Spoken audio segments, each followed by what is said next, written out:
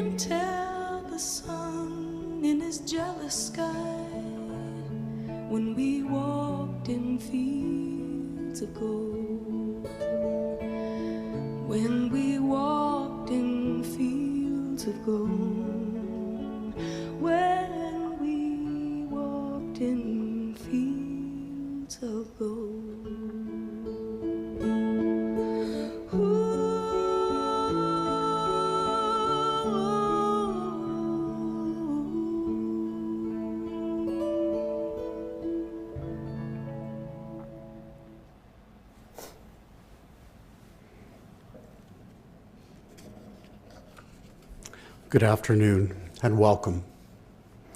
Thank you all for being here in the chapel and online this afternoon in remembering Carolyn Wilkinson and celebrating her time here with us. We gather today as a group of people who loved and respected Carolyn, or Kriket, as many of you knew her by. And we do so to remember her life and to celebrate every moment that we had the privilege of sharing with her. My name is Todd Reinhold, and I am a funeral officiant and life celebrant, and it is my honor to join all of you today in leading our time together. I hope today brings you comfort. I hope today brings you warmth. I hope today allows you a few moments to breathe, as I'm sure that has felt challenging the last few days. I want you to leave here today feeling a little bit better than when you first arrived. That is my wish. I would like to give everybody also some advance notice that we are going to be opening the floor a little later on during our ceremony and inviting folks forward who may have a short story or a memory to share. I would also ask if everybody could please check their mobile devices and make sure that they are on silent for this portion of our time together. We're going to begin our time. I'm going to share a poem that was written by Liz Berquest, who is an acquaintance of Carolyn's, and it is called To You. Let my tears fall down like rain. Let them wash away the pain of a memory I once knew, so true. Let my heart about to break with these memories I can't take of you. Let the river wash away all this pain I feel today.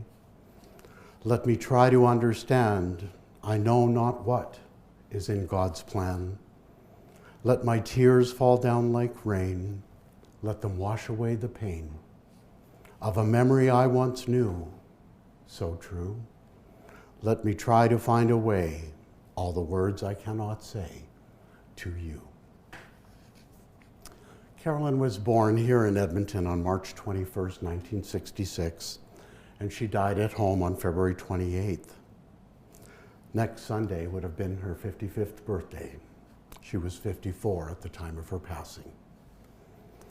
Before we invite some special people forward to share her story and her character with everyone, I want to reflect on loss and what it does to those left behind.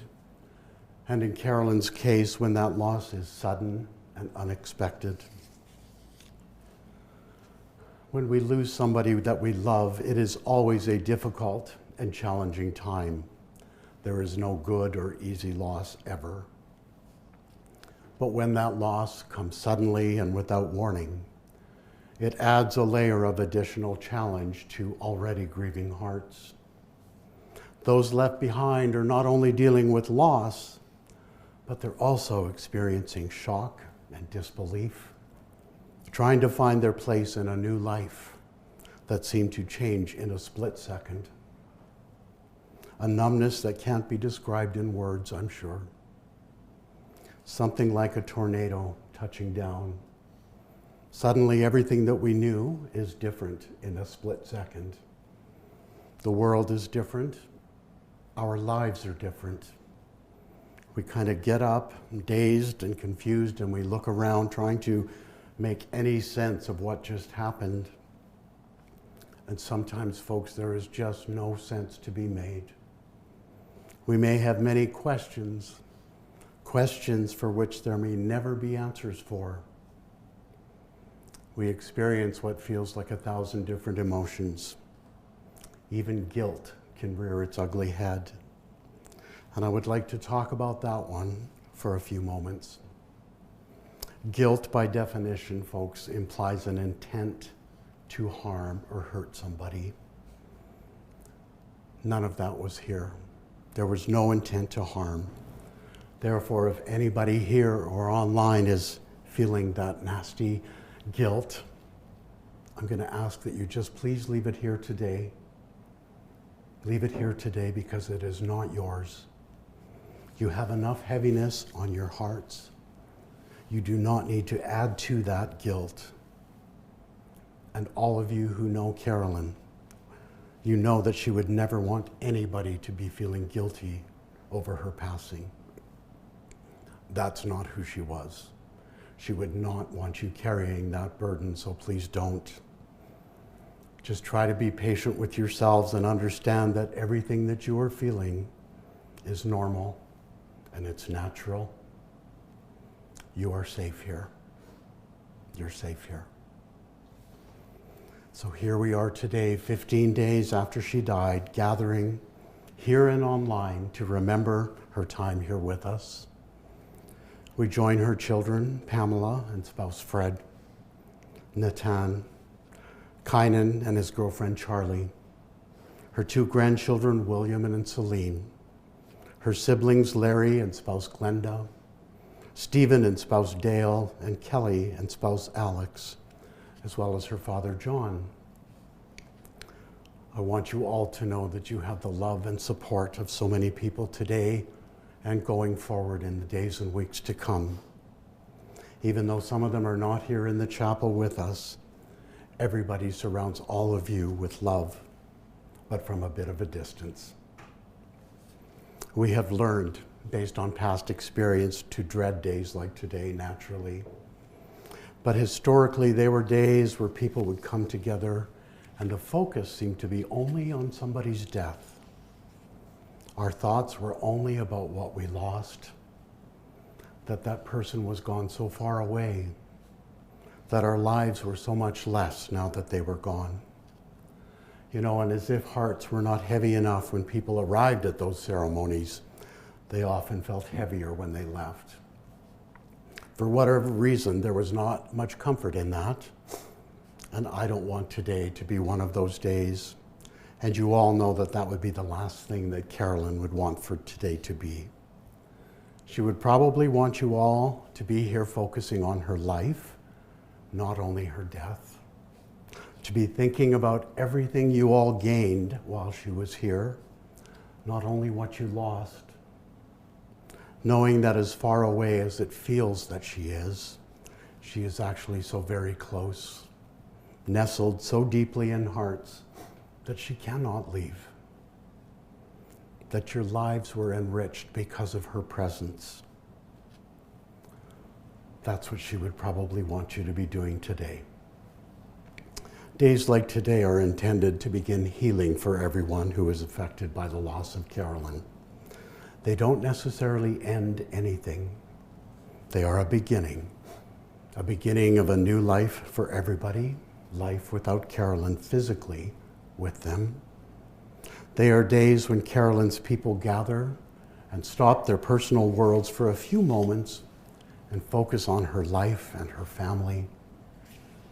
This intimate gathering for remembering her offers an environment where all of you are safe. Safe to express your grief in whatever form that comes. Perhaps that is through tears. Perhaps that is through silent reflection. Whatever you are feeling today, be yourselves, please, and know that that is exactly what she would have wanted. As normal as it could be, as normal as it was when she was still physically here with us. With our world so different right now, we are restricted in how we can gather and how we comfort those of you who are hurting. All from a distance as a means of keeping everybody safe. And as somebody who loves and cares for families traveling these most difficult roads, I will confess that this distancing thing drives me a little bit crazy. As a hugger and a handshaker, and somebody who believes that affection is one of the best medicines in comforting hurting hearts, this distancing thing is uneasy. However, we have no choice. We have to do all of this from a distance. We have to keep everybody safe. But what is most important, though, is that you have all come together to mark this important occasion of Carolyn's life story. To be together in remembering her life and acknowledging her death. I'm going to invite Carolyn's daughter, Pamela, to come forward and share a bit of her story with us today.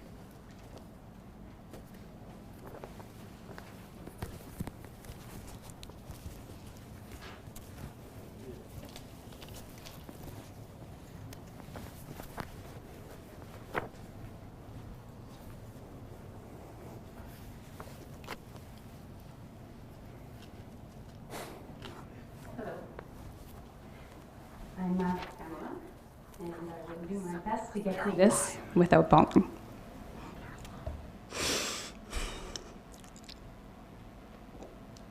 It is with immense sadness that I announce the passing of a dear soul, Caroline Kriket Dawn Wilkinson. She was a loving mother, a dear friend to many, and a spiritual leader to many more. Caroline Kriket passed away suddenly and unexpectedly on Sunday, February 28th, 2021, at the University of Alberta Hospital from a pulmonary embolism at the age of 54. She was a woman who lived life passionately, with an amazing sense of humor and compassion. She was one of the best listeners you will have ever come across, and she exuded calm in a way that made most people feel at awe and peace after meeting her once. Caroline Kriket was born on March 21st, 1966, and was adopted by John and Betty Wilkinson in Edmonton, Alberta. Her family moved to a farm in Thorhild, Alberta in 1972. There, she had many duties on the farm. Some she took to more readily than others. Once she was caught hiding instead of doing dishes, and after she was found, was forced to do dishes by herself for a week. This was not an unusual occurrence, and in my time trying to gather stories of her, I heard many stories of her hiding in between a washer or a dryer instead of cleaning, and it started to become clear that housework at an early age was not her thing, something she so graciously passed on to myself. She never shied away from working with animals, however, and had taken great care of her rescue horse, Whiskey, growing up. She often enjoyed trail rides with her sister, Kelly, and generally getting her sister into trouble. Kelly and her brother Dale both told me they weren't always verbal disputes, and Kelly still has some scratches to prove it. Kriket always had a little fire. She was an avid reader from an early age and seemed to have so much curiosity for the world. It's obvious she continued this thirst for knowledge, and she never stopped trying to know something about everything. Caroline Kriket was also fiercely independent and was once thought missing when she didn't come home from school, only to later be seen on a TV show, Popcorn Playhouse, that afternoon, where she decided to attend on a whim instead of coming home. And a key part to this story is that I think her family was worried sick. After high school, she moved to Camrose, Alberta, and attended the Camrose Community College, earning her a degree in developmental psychology, which she used as a paralegal with the government up until her passing. She enjoyed her work tremendously, and it wasn't surprising that she ended up helping less fortunate individuals. She always had a strong sense of right and wrong. At 20 years old, she had her first child, Pamela, myself, who was adopted by her brother, Larry, and his wife, Glenda. She recognized she was too young to give me the life I deserved, and Kriket was very clear with me that she never regretted that decision. We connected later in life and developed a truly profound relationship filled with love, compassion, and usually some much-needed advice. I am truly honored to mention that when my second child was born, Kriket found the time in her immensely busy schedule to fly to Ottawa and stay with me during the recovery from my C-section. She was able to meet her 2 grandchildren, and I don't think I'll ever forget the hours she spent holding my new baby girl in her arms and telling me what a beautiful golden glow Celine was putting off. It was really nice. When Kriket was 24, she had Kynan, and 1 year later, Natani, who were the lights of her life, with their father, Arvin Nelson. Her relationship with Arvin sadly did not last, and she took to the challenges of raising them virtually single-handedly with strength, compassion, and tenacity, something both her children admired. Caroline Kriket also loved to add laughter to her children's lives, and she once asked her son in front of all of his friends before a lacrosse game, "Did you remember to eat your chunky soup?" And to this day, he remembers it fondly. She had a very strong bond with her daughter, Natani, and was planning to buy a home with her in the near future. And it was clear to me, whenever I spoke to Kriket, that Natani was a central part of her life. And I hope that Tani can find solace in knowing that Kriket would only want her to be happy and at peace. Caroline Kriket was also there to listen and offer advice. And I know she was truly proud of all the success all of them had managed to achieve. She cared for them unconditionally, and her love will be impossible to forget. Other than her children, her biggest passion was her shamanism. She was a practicing shaman for 25 years and a teacher for 15 of them. Although she would say she could hear and walk with spirits all her life.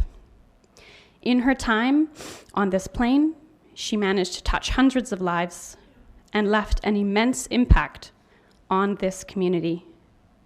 From the words of the many individuals in this community that I reached out to, she was brilliant, insightful, a healer, and amazingly compassionate.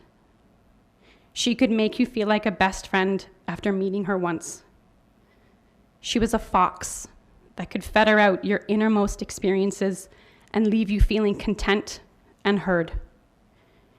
Kriket also had no qualms letting her frustrations through, especially if you started snoring during journey, which she would nostril gracefully wake you and sometimes kick you out. She had drumming circles that could go well into 3 or 4 in the morning, and she took on an almost superhuman persona. The sound of her laughter over the drums will be remembered by many. She was so obviously loved by this community, and she was a master of traversing spirit and the mundane world with tremendous grace and humility.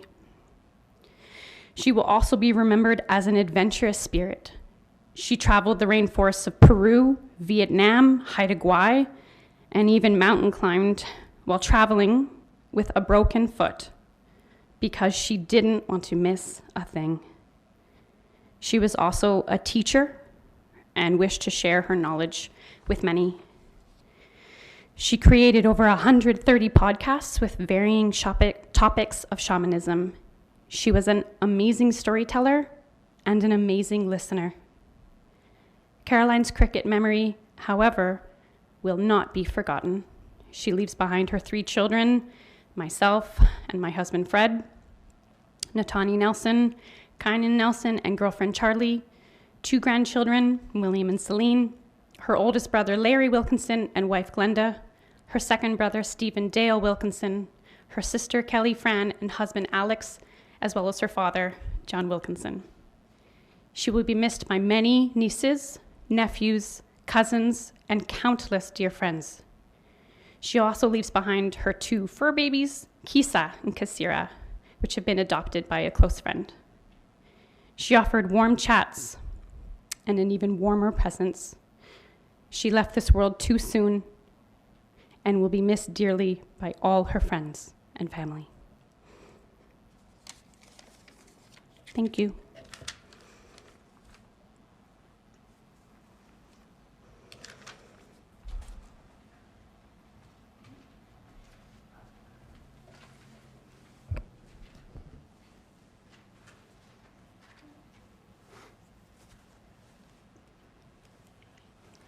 Thank you, Pamela. Thank you for those words. Next, I'm going to invite Caroline's niece, Kelsey, forward, who has some words to share with us on behalf of her mother, Kelly, who, of course, is Caroline's sister.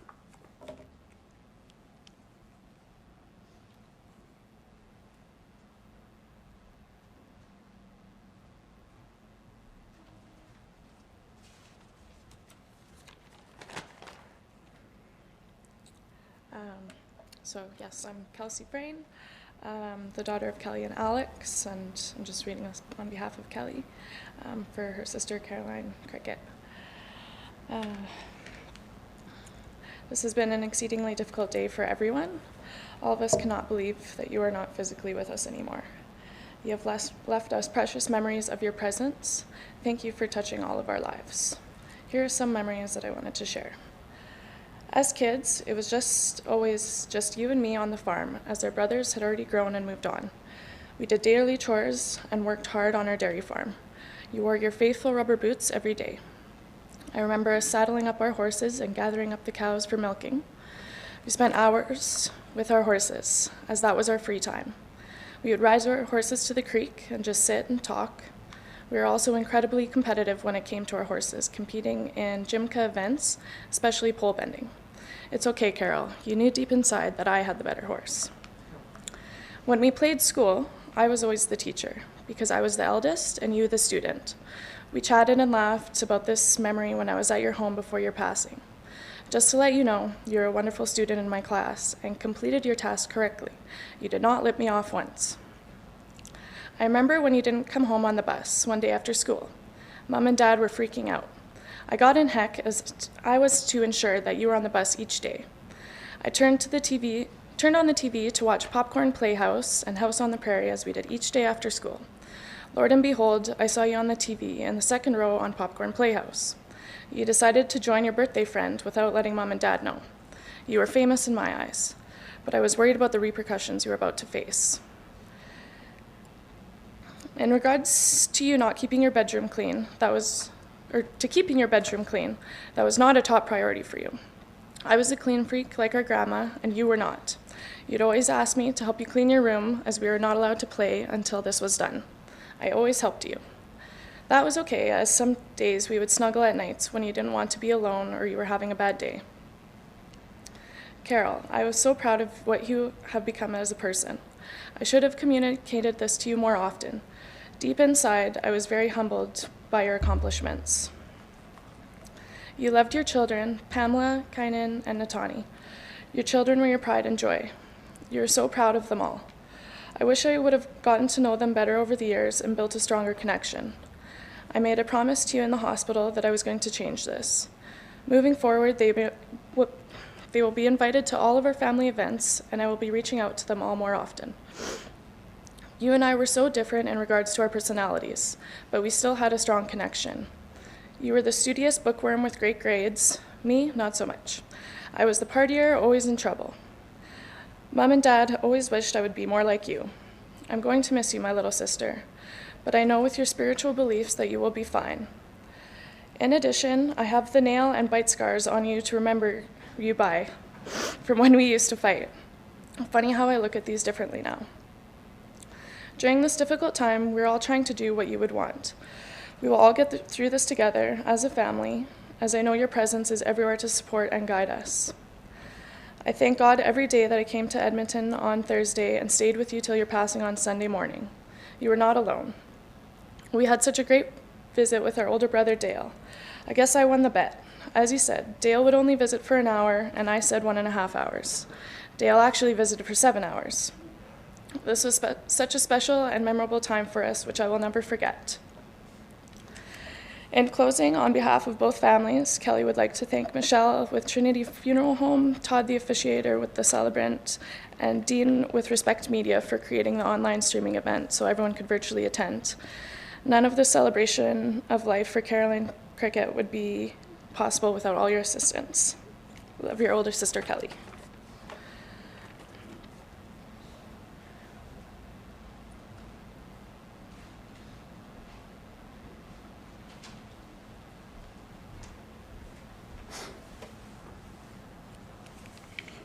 Thank you, Kelsey and Kelly, for those words.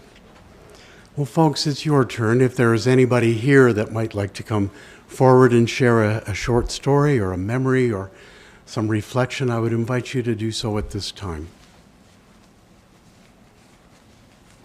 And absolutely no pressure. All right. So as you're all gathered and reflecting on these words and stories that you just heard about Caroline, I'm going to invite you to sit back as we listen to our next piece of music, which is called Someone You Loved.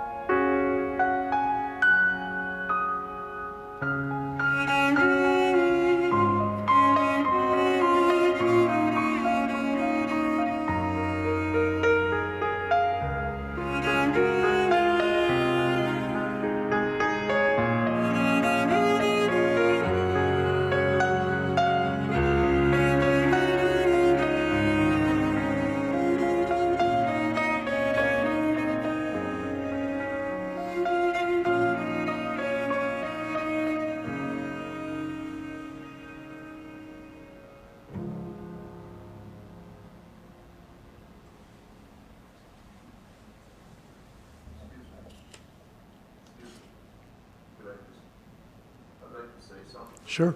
Please come forward.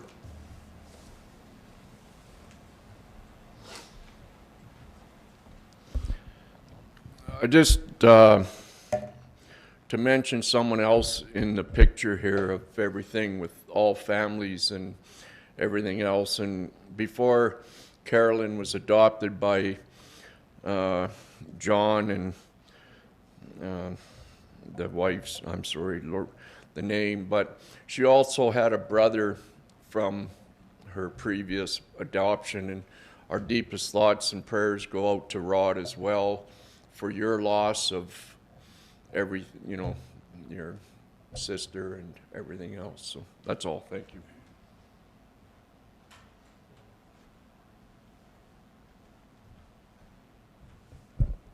Thank you for sharing that with us, sir. So how do Caroline's family and friends move forward from today?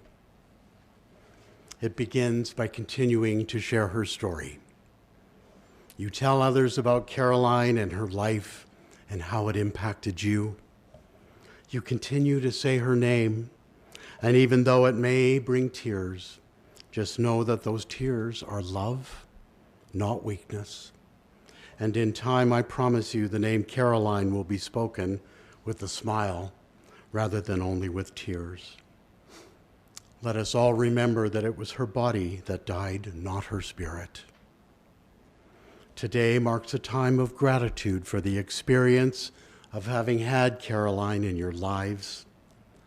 Today marks a time where you smile and maybe laugh at some of the funny moments you shared along the way with her.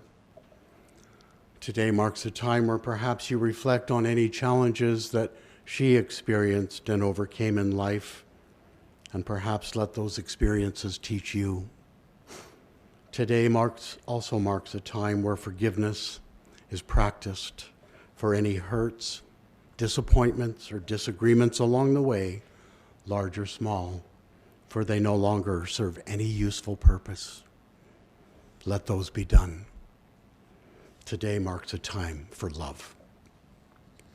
As human beings, when we lose somebody or somebody special to us, it hurts. Regardless of age, regardless of their circumstances. They have been a part of so many lives and so many stories. The day they left, life changed forever for anybody who was connected with them. Please know that whatever it is that you may or may not be feeling, it is perfectly fine. Try not to judge or question your grief. It is your heart on a journey of reconciliation. It is yours personally, and everybody who had a connection with Caroline will be grieving, but differently in their own way. Your grief is as unique as your thumbprint. I remind you those large and huge waves of grief that may be hitting you at this moment in time. They become less with time and reflection and work. Eventually those waves will turn into ripples, but they will always be there in some way to remind you of the beautiful relationship that you shared with her. In an ironic way, the pain of grief, I believe, is a gift that reminds us of the power and beauty of relationships. It helps us appreciate what we had. So I thank you all for being here this afternoon and remembering Caroline and celebrating her time here with us. When you think about the number of people who had the privilege of knowing her throughout her 54 years here, what an honor it is to be the last small group to bestow this act of love for her, to be the last few people to have the opportunity to say thank you and to bid her much love on this next phase of her journey. Thank you to Michelle and all the care staff here at Trinity Funeral Home for your gentle, compassionate care of Caroline's family at the time of her passing, and for taking good care of all of us and welcoming us into your funeral home today. To all of Caroline's family and guests here and online today, I hope our time brought you a little calm and comfort during this stormy time of your lives. Please know that you have the love and support of many, and I really would encourage you to lean on others as you make your way through these difficult days ahead. As human beings, we are not wired to do this alone, so lean on other people. You are never a burden. Share your story, even if it means 100 times to the same person. You share that story over and over. Share your journey. Let others help you. Caroline is safe. She is out of harm's way. Know this in your hearts, and be comforted that she remains with you as a part of all of you as you move forward in life. She is all of you. She will never leave you in that regard. As we near the end of our time together, I invite you, if you're comfortable, to join me in the Lord's Prayer as I say, Our Father, who art in heaven, hallowed be thy name. Thy kingdom come, thy will be done on earth as it is in heaven. Give us this day our daily bread, and forgive us our trespasses, as we forgive those who trespass against us. And lead us not into temptation, but deliver us from evil. For thine is the kingdom and the power and the glory, forever and ever. Amen. We're going to conclude our time with the song, Go Rest High on That Mountain by Vince Gill. I would ask if everybody could just please remain in your seats until the staff has come forward and provided us some guidance. I wish each and every one of you here and online much love, much comfort, and absolute peace in your hearts.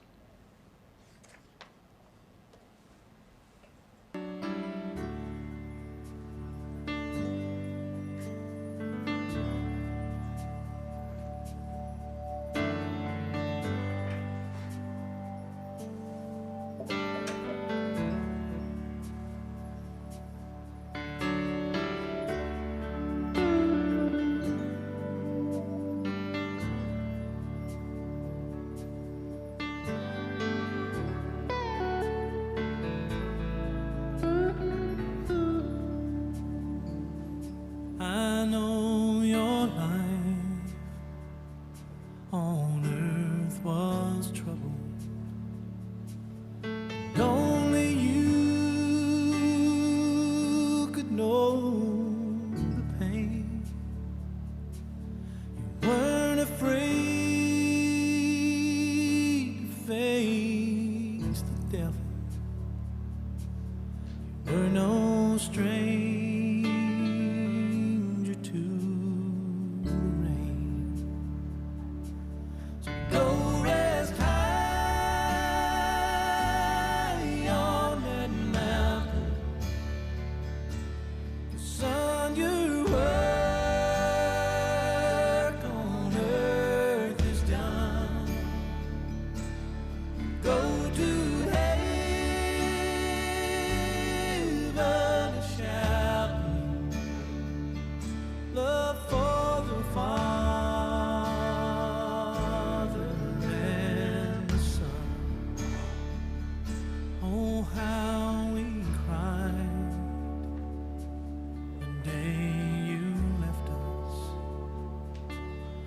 gathered round your grave to grieve. Wish I could see the angels' faces when they hear your sweet voice sing. So go rest high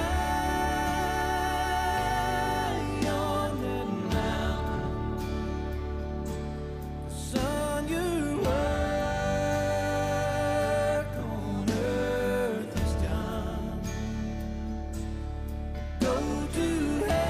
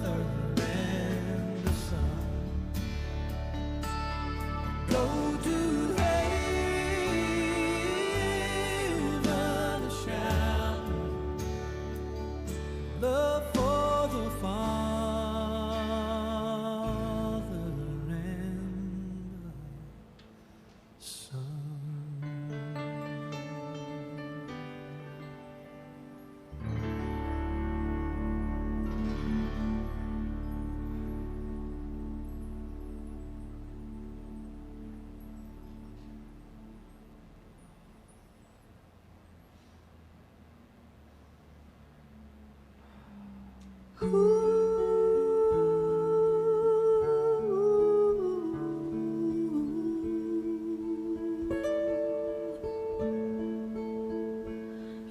remember me when the west wind moves among the fields of barley. You can tell the sun in his jealous sky when we walked in fields of gold. So she took her love for to gaze a while among the fields of barley. In his arms she fell as her hair came down among the fields of gold. Will you stay with me? Will you be my love among the fields of barley? And you can tell the sun in his jealous sky